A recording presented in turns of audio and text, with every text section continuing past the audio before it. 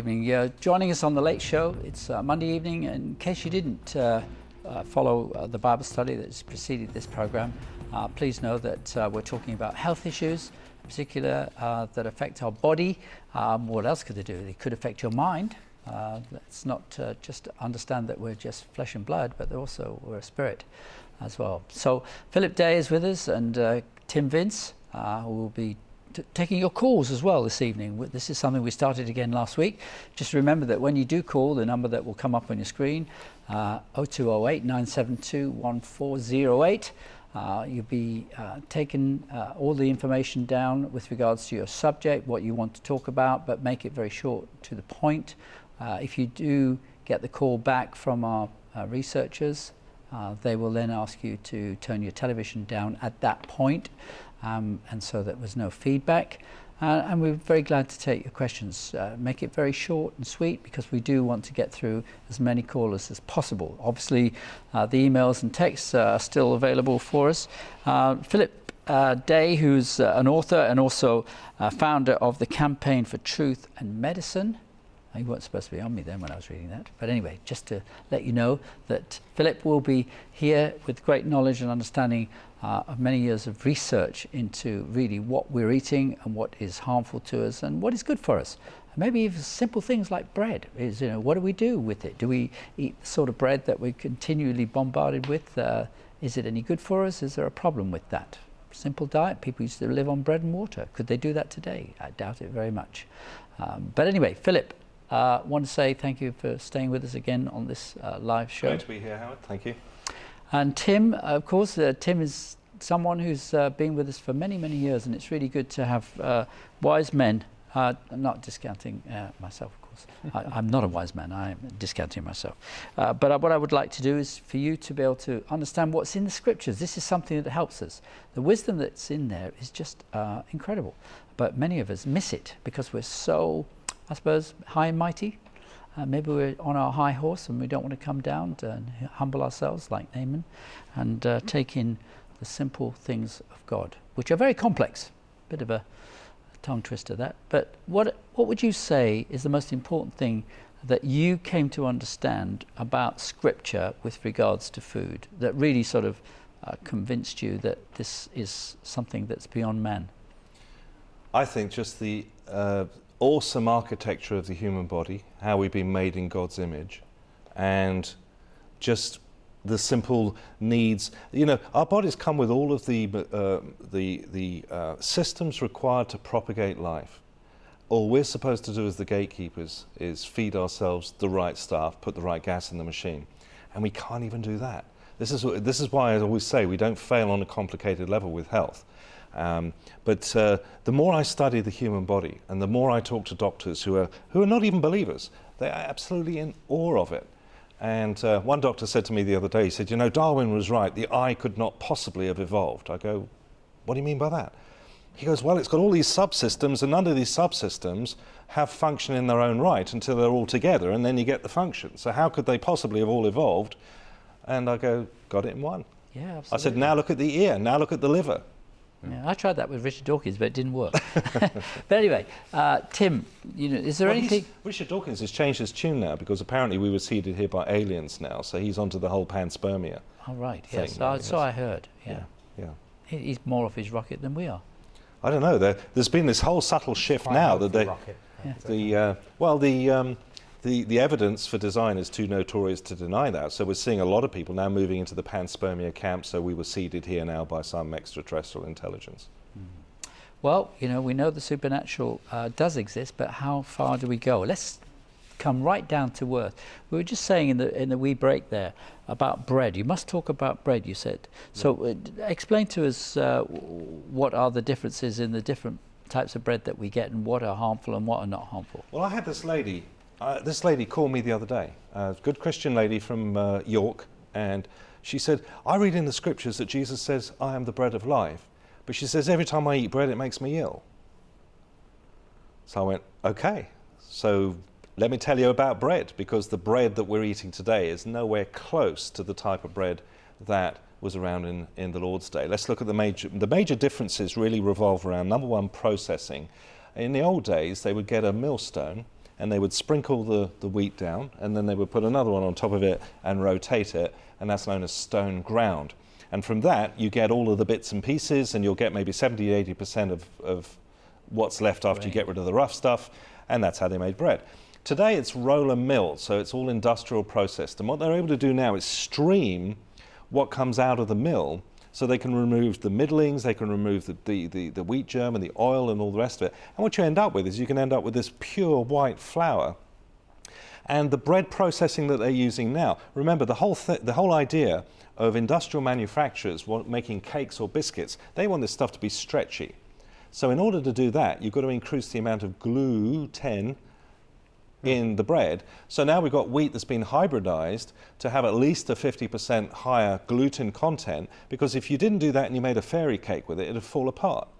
So industrial manufacturers love more gluten, but the problem with gluten is that it's really hard to get into the digestive system and break down. It clogs it up. Dr. Tom O'Brien, who's made a whole study of this, he says, you imagine a brick wall, and the whole purpose of digestion is to remove the mortar from between the bricks so you can reuse the bricks, the peptides, the amino acids to make more of you with. But the problem with bread or gluten is that it'd be a bit like if you got a sledgehammer and smashed the wall, you wouldn't get individual bricks, you get a big clump of 33 bricks which goes down, and that's when the damage begins. And if that gets into the bloodstream through a semi-permeable intestine, now you've got the immune system activated and all kinds of problems starting with that. So we've seen that modern bread has got fungal enzymes in it. It's not being allowed to ferment. See, bread was fermented for 24 hours to produce lactic acid bacteria, which assists in the digestion. None of that's happening. This stuff's being thrown in the back of the van warm on its way to the supermarket. It's fermenting in the van. So what would you say, give a typical breakfast table then, you know, toast, you know, somebody needs to put something very quickly together, and they just want to have some sort of bread very quickly with a cup of tea. Toast is better than bread, isn't it? Well, we're finding that it's the type of bread you're using. If you go and get, there's heritage wheat now that's out, which is the original wheat, of course, which is quite rare to get. But people are going back to making their own bread, Tim, because they just notice that if they're having that, or they'll cop out and do soda bread, or they'll do spelt. There's nothing inherently evil about wheat. It's not a particularly nutritious grain. If you look at wheat, barley, rye and oats, the wheat, barley and the rye tend to be causing some of the problems because these are the commercial brands that have been hybridized. But then, of course, the other problem you've got is they're stripping all of the nutrition out of it, and by law, they've got to start putting some of this back in. Thiamine goes back in because otherwise you get beriberi. So all around Britain now, in the parks, you've got these signs that the RSPCA are putting up saying, do not feed white bread to the ducks or you will give them vitamin deficiencies. But you old ducks, carry on eating it. So would you recommend a particular type of bread? Sourdough. Sourdough? Sourdough. Seems to be getting people off the hook. Never heard of it. If any, you've not heard of sourdough? You've obviously I've never been shopping. You've never been to New York. No, if you're having problems with bread, and you know what, again, some of the experts who've been studying this are showing that it could be up to 50 to 70% of the population could be exhibiting some sort of toxic reactions to gluten. At the top of the pyramid, you're going to have celiac and all of the problems associated with that. But as you come down the pyramid, IBS, there could be people who are just having digestion problems, skin eruptions and all the rest of it. What I say to people is if you think you're having a problem with this, just drop it out of the diet for a week to 10 days.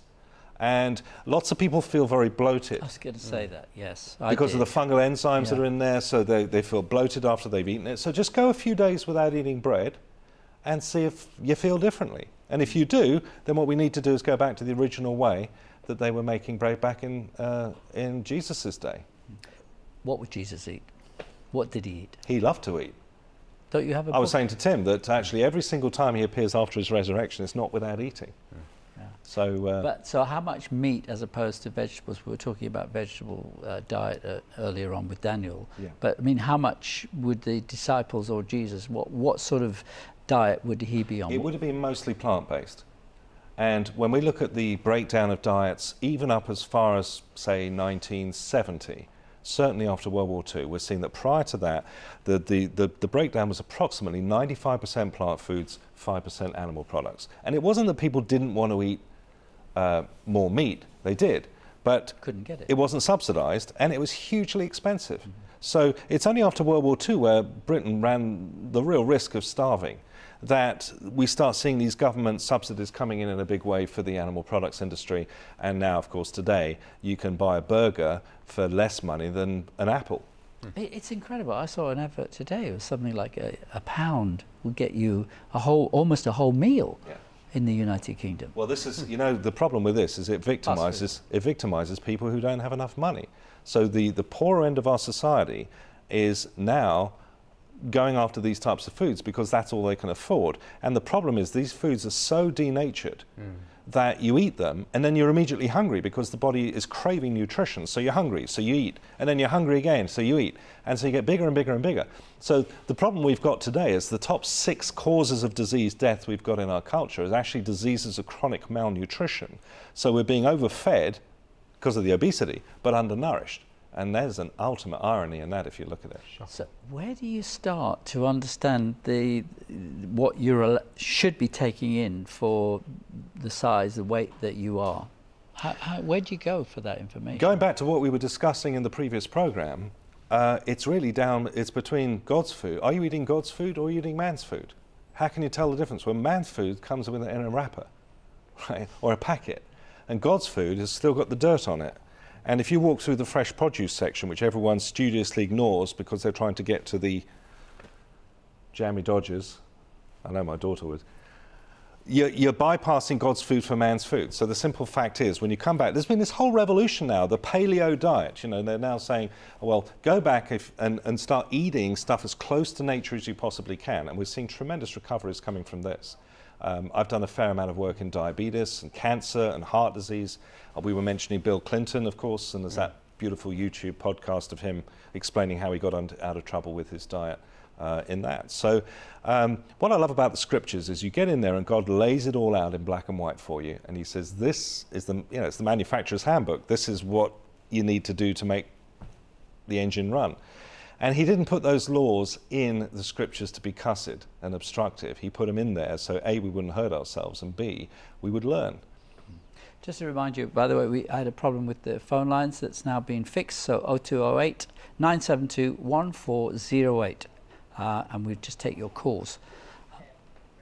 Ken from Reading, welcome to the program. You're the first caller of the day. Good evening, Ken. What's your question?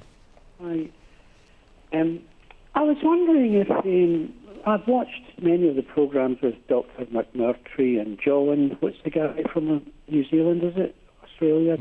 John Mackay. John Mackay. Yeah, they seem to imply that the animals on the ark. I might be wrong, but they seem to imply that there was a very limited, just enough to reproduce. Well, if the earth was devastated and the animals too. Have you any idea what they ate between the first creatures reproducing?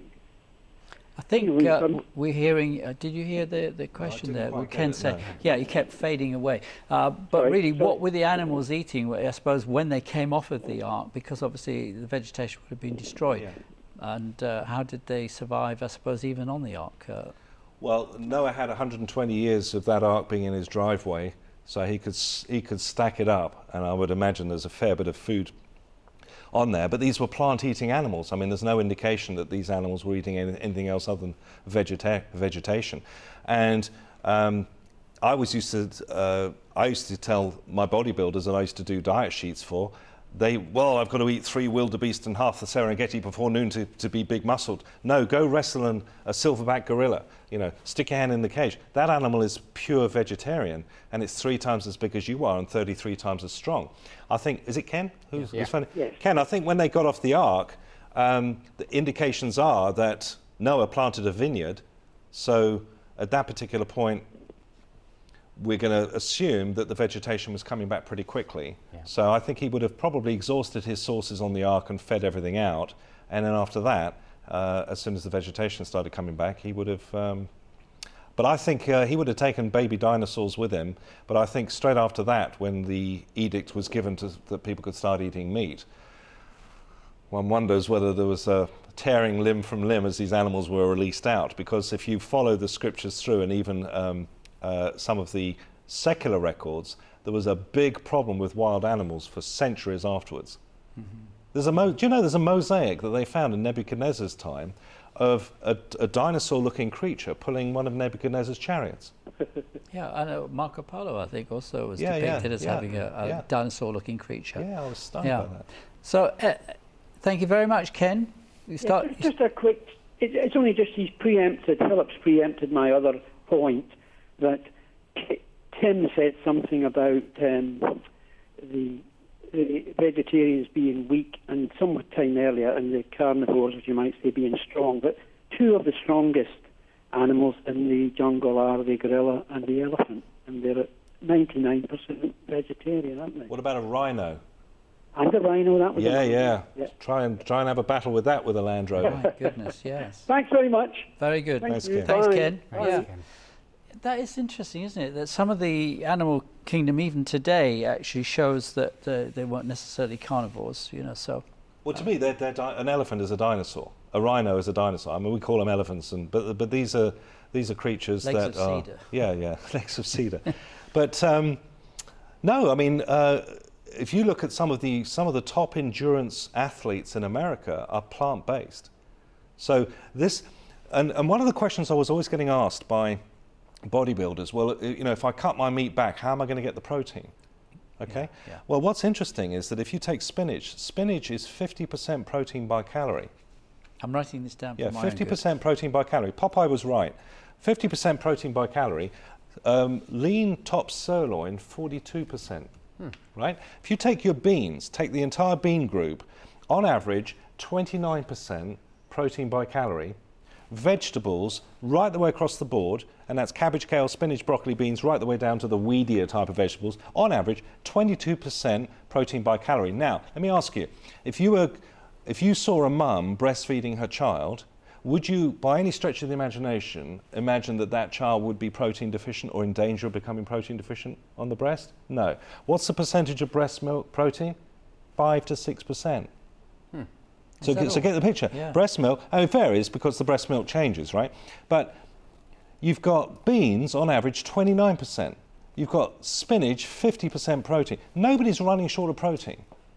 So the big myth, of course, you might suffer from a protein deficiency. You cannot show me one death certificate in the Western country. You'd have to go to not even Mogadishu, but rural Somalia to see people who are not getting enough protein. So long as you are able to have some sort of plant-based foods, you're going to be getting protein. Our next caller, David from London, who has a testimony having had prostate cancer 7 years ago. Is that right? And recovered? It is indeed, yes. David, thank you so much for sharing. Good evening to the panel. I was diagnosed with prostate cancer approximately 7 years ago. I was rather fortunate, the church that I belong to have an oncologist who advised me that I would not be told this by my own oncologist, but the benefits of apricot kernels and good diet is really essential in combating and making sure the body receives the nutrients. And I had to change the whole culture of the way I not only prepared my food, bought my food, and the oncologist that was dealing with me 3 years later actually could not believe that the PSA level was not only normal, but there was hardly any trace of the cancer. Now, I understand that the apricot kernel pharmaceutical drug company commissioned an independent test to see the efficacy of apricot kernels. And the results were so in favour of the efficacy of apricot kernels that the report was buried. The drug companies stood to lose billions overnight in drugs. And I'm being a little bit cynical, but from a Christian perspective, I was always told that the first point is always prayer. But after listening to the way in which God has meant us to eat, our bodies were never meant for us to have the processed food, which is a major contributor to many, many illnesses that could be prevented. Do you know something? I'll tell you something, David. The Faroe Islands, just north of Scotland, never had one case of multiple sclerosis until the British Army landed there during World War II and brought in the rations. And then after that, it was Pandora's box was opened. You're absolutely right. And you know what? You can trace it through study after study. The Framlingham heart study showed that back in the mid-1800s, heart disease was just a mild footnote of interest in the medical journals. And look at it now. And cancer, of course, has always been around, as dementia has always been around, but not to any great degree. Now what do we see? We see these diseases roaring out in the first couple of decades of the 1900s to now form this scourge that we're dealing with today. And just to pick up on the point you were making about apricot kernels and vitamin B17, as they call it, there's been vitamin B17, by the way, which is the element, the so-called anti-cancer element inside these seeds, has been one of the most studied nutrients in modern times. It's been studied. Dr. Dean Burke, the co-founder of the National Cancer Institute, when he looked at this independent study that was done at Sloan Kettering by Dr. Kanematsu Segura, he advocated that it would immediately be put into modern oncology. And that report was buried, as you correctly stated. David, I've got to let you go because we've got so many others waiting. We've only got one line we can use at a time. So thank you. I'm really glad that you've got that testimony, and hopefully it'll give others hope as well, knowing what to do. Thank you so much. God bless. God bless, David. Apricot kernels, I mean, what is the situation with that? Is it taboo? Is it illegal? What's the status? Well, I was looking through the papers the other day, and in fact on the back here, every once in a while in the newspapers it'll say, did this 78-year-old grandfather really cure his incurable cancer using change of diet and apricot kernels? You know, and off it goes. Apricot kernels, if you go out to the Hunzas and the Shalkur people, we have 18 cultures around the planet whose diets are rich in a food group known as nitrolosides. And nitrolosides are basically foods that contain a substance that, when it comes into contact with cancer cells, starts to break down and destroy the cancer cells while nourishing healthy tissue. And actually, I want to bring up a point. There's this fascinating phrase, complex specificity.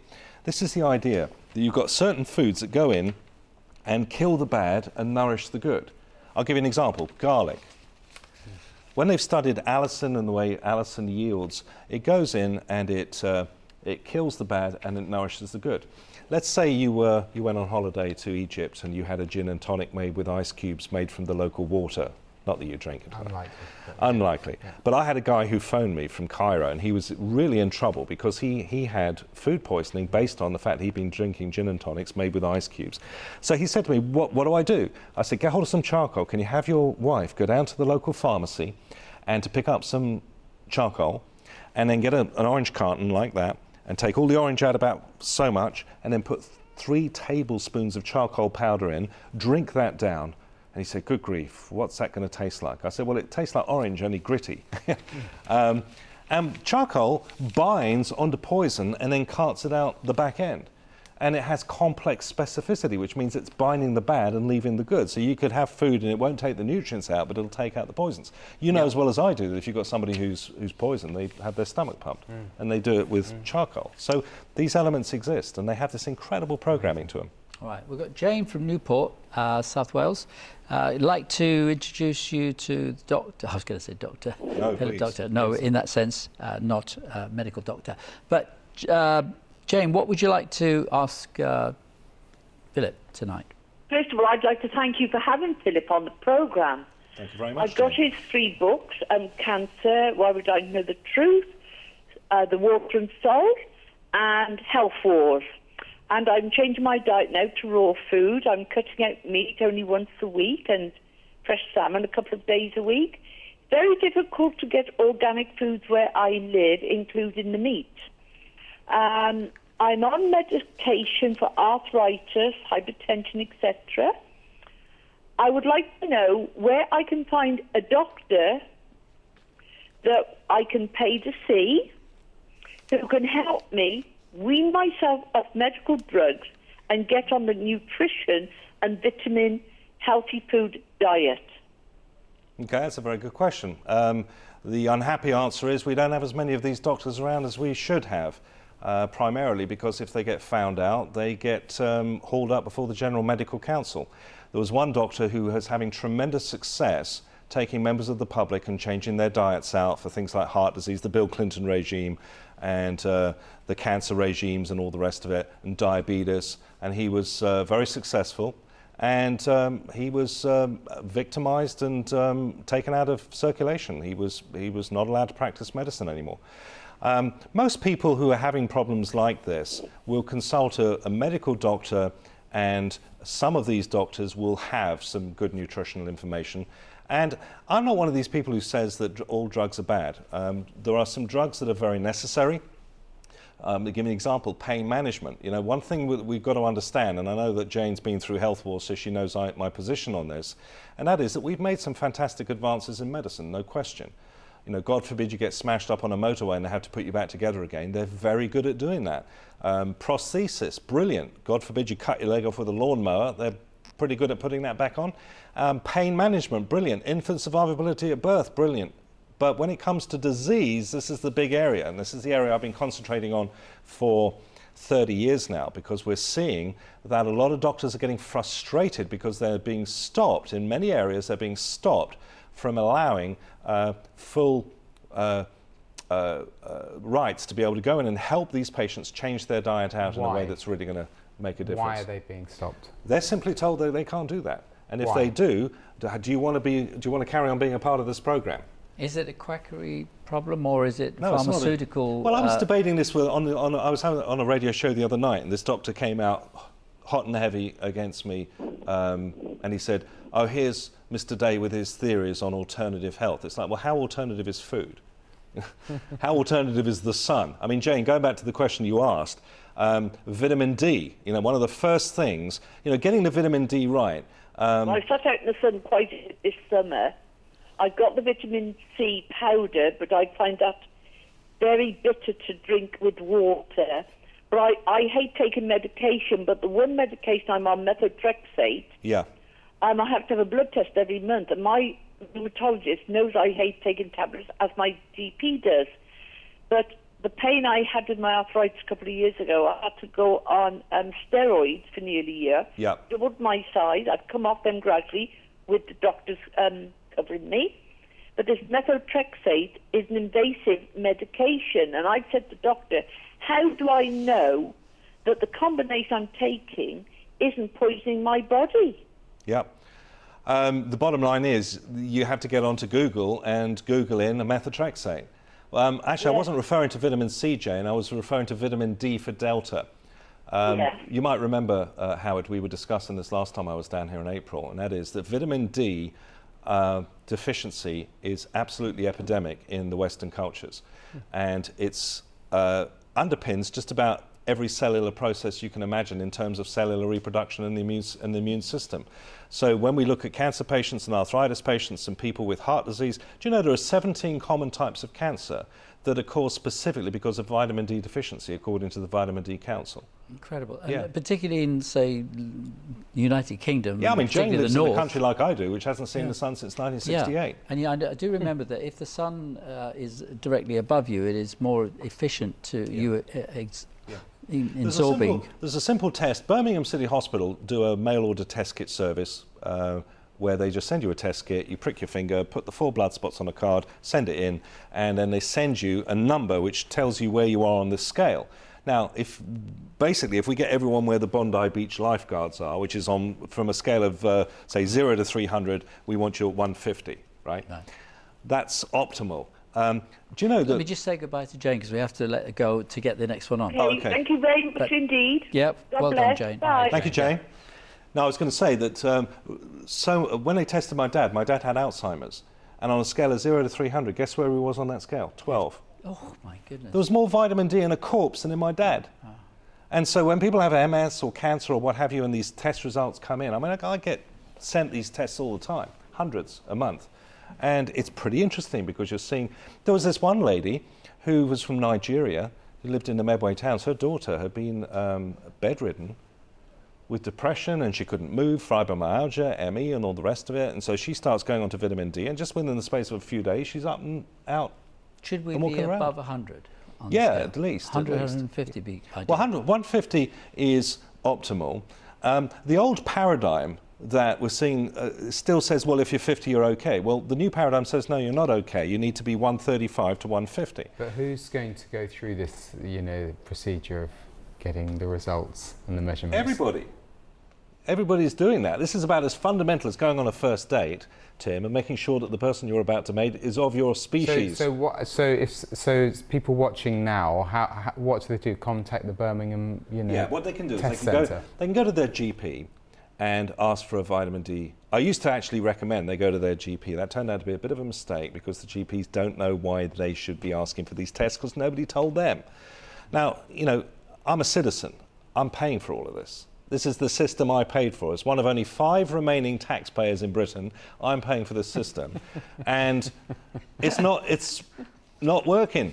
And what we need to do is understand the importance of vitamin D. So vitamin D needs to be, if you're taking notes, just write down vitamin D and look into that. Because we don't smother yourself in the carcinogenic sun creams. Yeah. By the way, since 1989... Tell my wife that, because she's just always wanting the spread cream all what do over I me. go out in the sun in?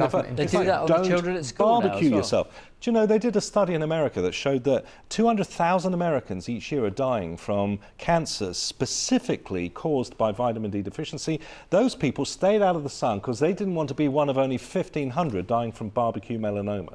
That's how ridiculous the whole situation has got. Okay, don't spend long times in the sun though, that's for sure. Don't barbecue yourself, absolutely not. But 15, 20 minutes? Yeah, so you go pink. Okay, be pink. Very hard when you're dark-skinned. But anyway, nevertheless, Patricia is on the line. I want to say, by the way, the phones, we've got so many calls right now. Don't call in at the moment. We're backed up. But Patricia from Yorkshire has got a question on disease. Patricia, good evening. Hello, Howard. How are you, love? Thank you for taking my calls. Yeah. Hello, Philip. Hello, Patricia. I did a vitamin D test, and that test that you did with 25 pound. I did that one. It came back brilliant. What I want to ask you, I've got idiopathic pulmonary fibrosis. Now, they said there's no cure for it here, but I've been praying. Now, I've read in, I think they call it No Camels newspaper from Israel, that they think they've found a cure for this. I did send an email to Howard, but I don't think he's picked it up. I've got it I've only here, got 20. Patricia. Oh, he's just got it this evening. I've got it here, yeah. Oh, good. Yeah. Okay. Well, and I'm getting excited. It's. So you think that there's Has possibility something to do with there? white blood cells. Right. You've Do you know written in anything here. about this, Philip? They're saying that it's something to do with the white blood cells attacking some other cells in the body. Okay, so that's an autoimmune problem. Yeah. What was the name of the condition again, Patricia? Idiopathic pulmonary fibrosis. It's lung. Idiopathic pulmonary fibrosis. Okay, idiopathic. Well, idiopathic, that word simply means they have no clue what caused it. Yeah. That's a fancy way of saying it. It's like essential hypertension. That phrase means we have no clue why you have high blood pressure. Yeah. Pulmonary fibrosis, the first thing we would, the clinics that I report on would do is they would get your vitamin D sorted out because that's basically everything leaps from there. So you said your test came back brilliant. What exactly does that mean? 100 and something, yeah. Okay, so was that low or was that high? High. Okay, so Yeah, you're up where you need to be on that one. Yeah. Okay, so if you spoke to David Holden at the Global Health Clinics or any of these other doctors in Japan or Mexico or the United States, what they would do now, Brenda Cobb from the Living Foods Institute would have you on 100% plant-based, 100% uncooked, to basically calm the immune system down. So that she'd run that whole thing through Hippocrates. Dr. Brian Clements would do the same thing. So they would run you on that whole business where you'd be on fruits, vegetables, pulses, legumes, haricots, seeds, nuts and grasses. They'd really look after you there. But you can do this at home. You don't need to go to Florida. I'm sure you'd like to go to Florida.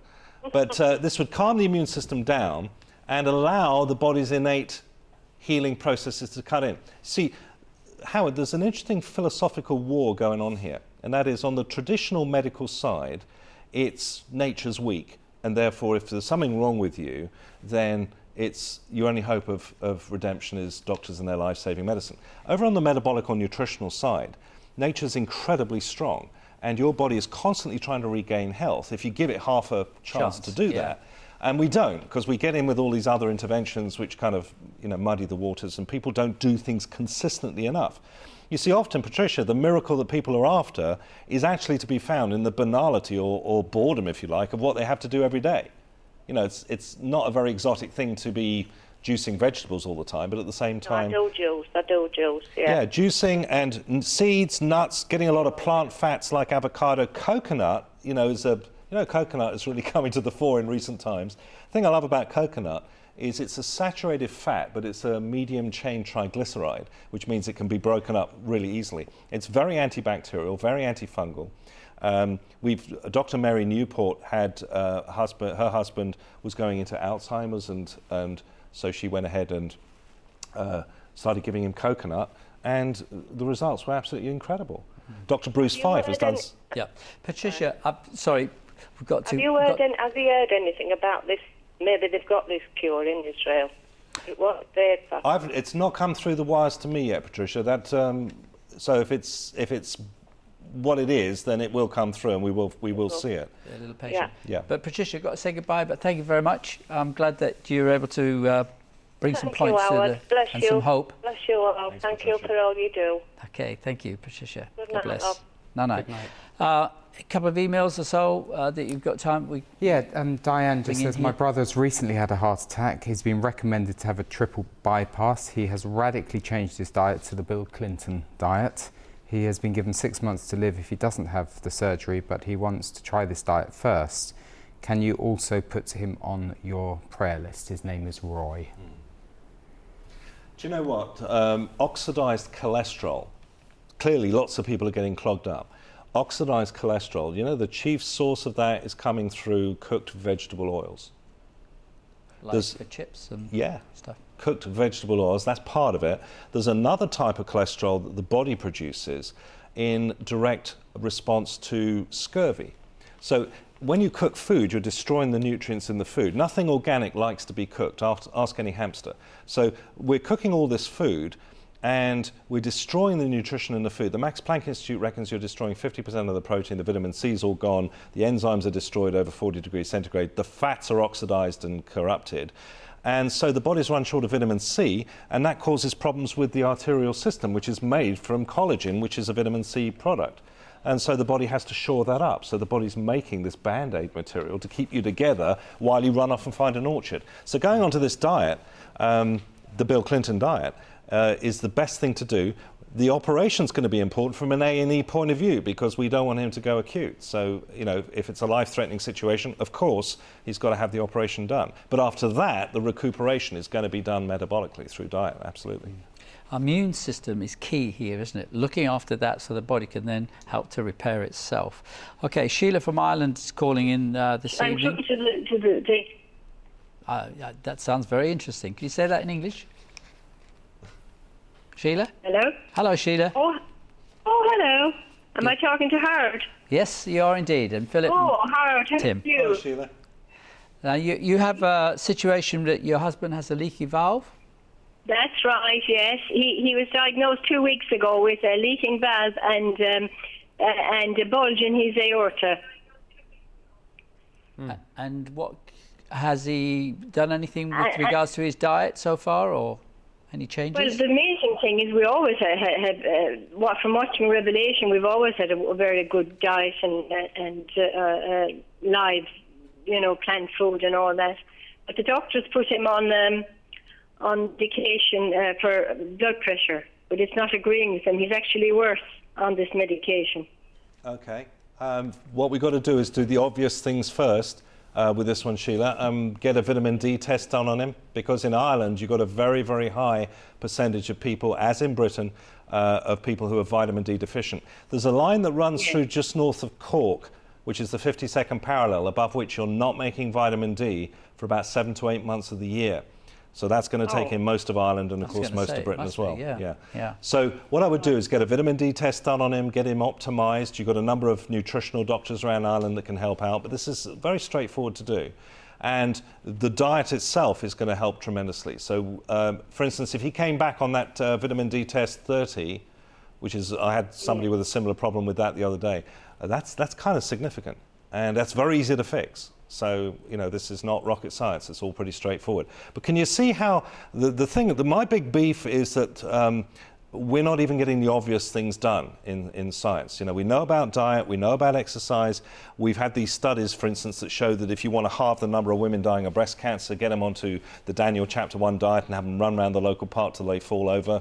That's going to get you, I mean, that's the Daily Mail, page 16. Why was that not on the front page of every single newspaper in the solar system? Yes. Yeah. So the first thing is we've got to cover the obvious first. So Sheila, you've got enough to go on there to start off with. Get the vitamin D test done. Whereabouts do you live? North. We live near Kilkenny. Oh, I'm coming out there in about 3 or 4 weeks. Oh, I thought that, yeah. Yes. I thought it was Kerry you were coming to. I am. I'm going to be doing Dublin, Cork, Killarney, Galway, and then back to Dublin again for my sins. Oh, very good. So yeah, very good. So turn on some good weather. Turn on some good weather. Coming? I'm coming out between the 1st of October and the 5th. And very right, good. Just throwing very this good. in. We see you then.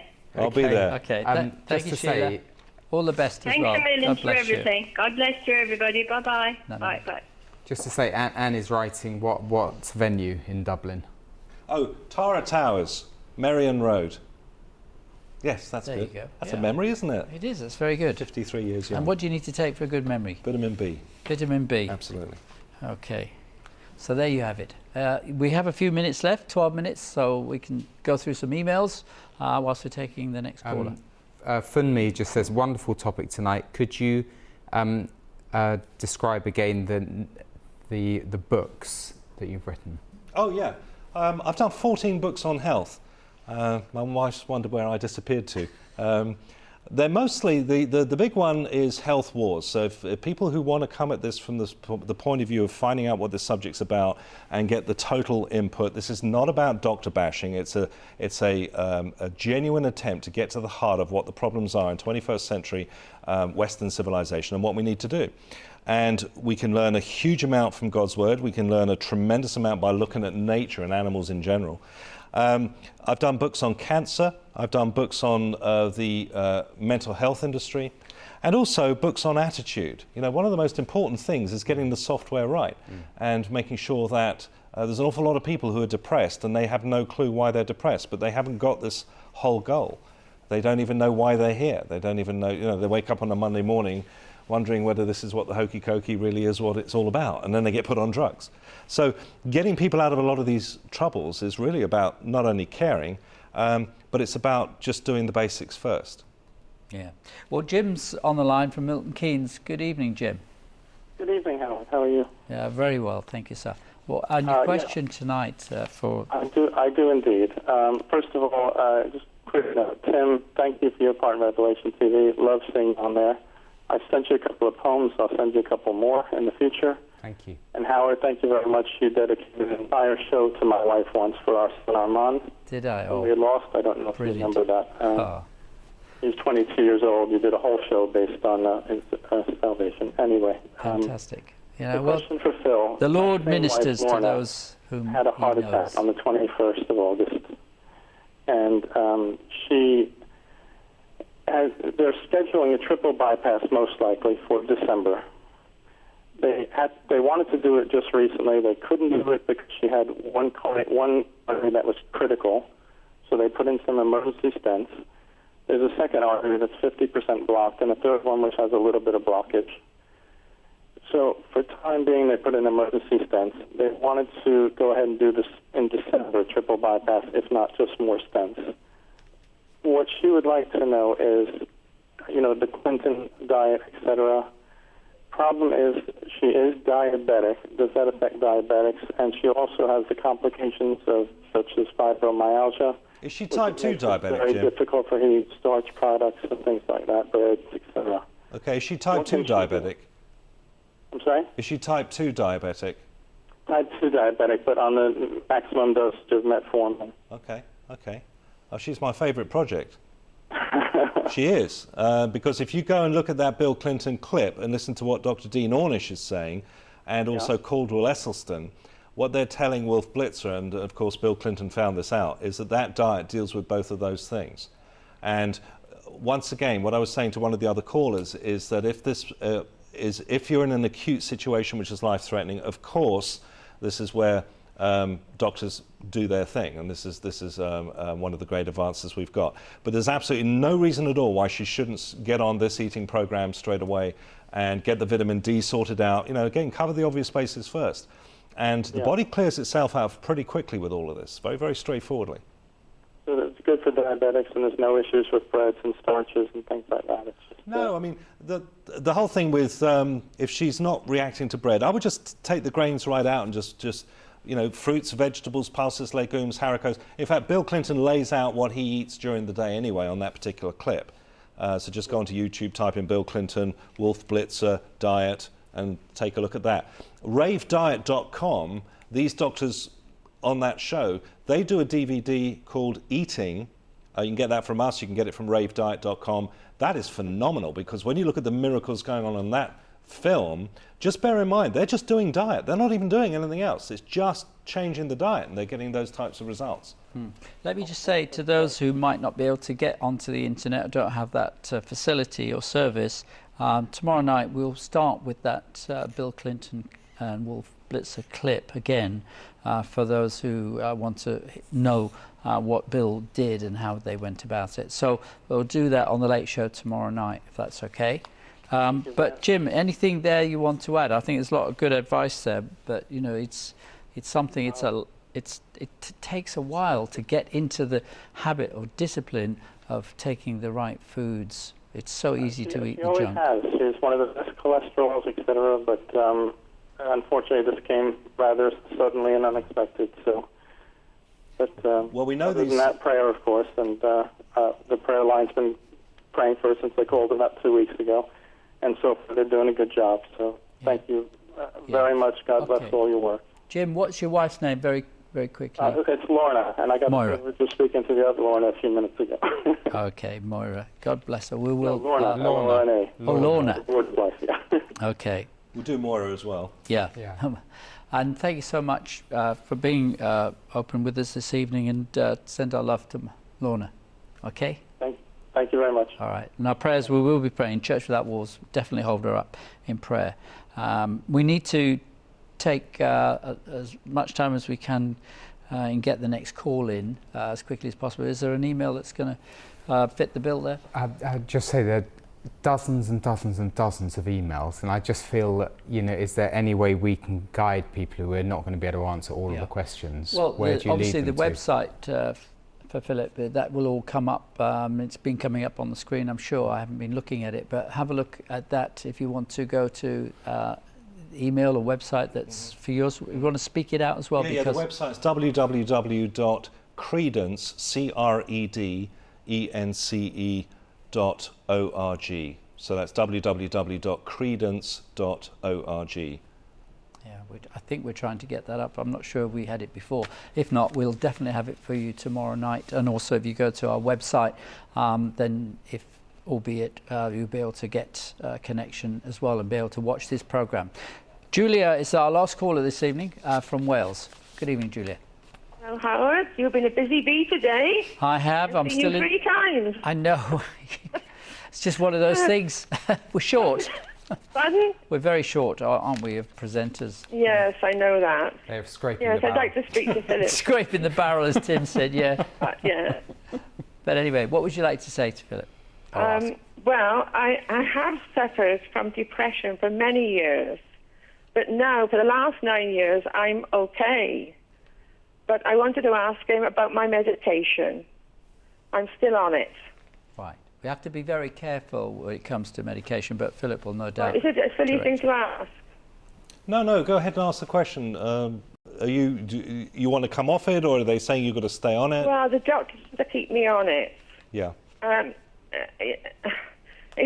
could tell you what it is if you know what antidepressants are. They're not very high strength, but are they going to affect my health in a physical way? Well, what we know about psychiatric medication, the official view of psychiatry is that these types of problems are incurable, and therefore you're on the medication for life. I completely disagree with that, and I am at odds with the psychiatric industry over just about everything. We have no science underpinning psychiatric diagnosis. I thank the Lord that I have been well for 9 years. I thank him daily, because I know it's him that's helping. Have you been making changes? The medication was perhaps I've got to take it, you know. Yeah. Have you? What have you been doing? What am I doing? Yeah, to make yourself better. Nothing. It's the Lord. Okay. And also I can't cry the medication down. You know, it's partly that's helped me, but do I have to stay on it? Well, what I would do is I would go back to... I would definitely go back to... I've suffered from depression for a long time, so we're afraid to take you off. Yeah. I would get a second opinion. I would find another doctor who's aware of the nutritional approach to depression. There is a number of things that they can check. Once again, vitamin D. We've all heard of seasonal affective disorder. Whereabouts do you live?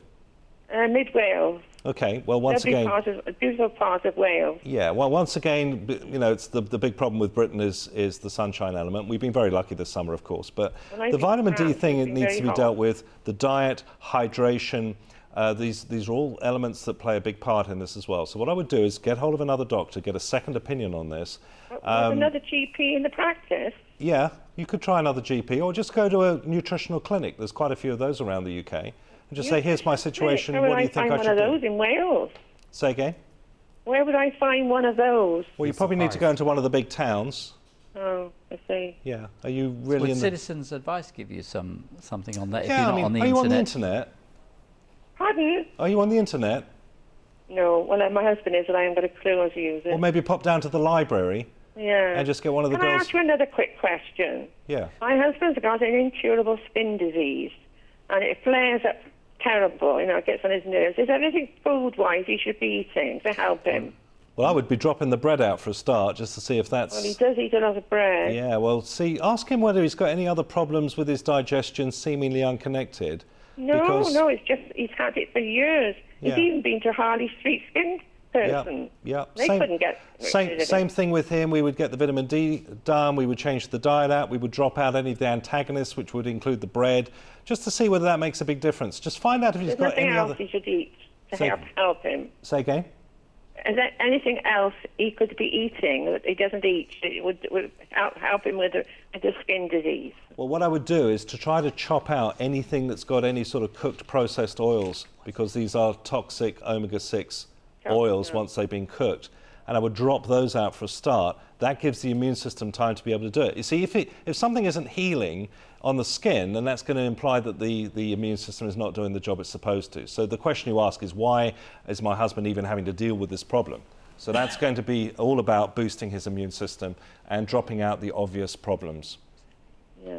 Okay, well, we're out of time. Thank you very much. We're out of time. Thank you for the show. You're welcome. It's very interesting. Good.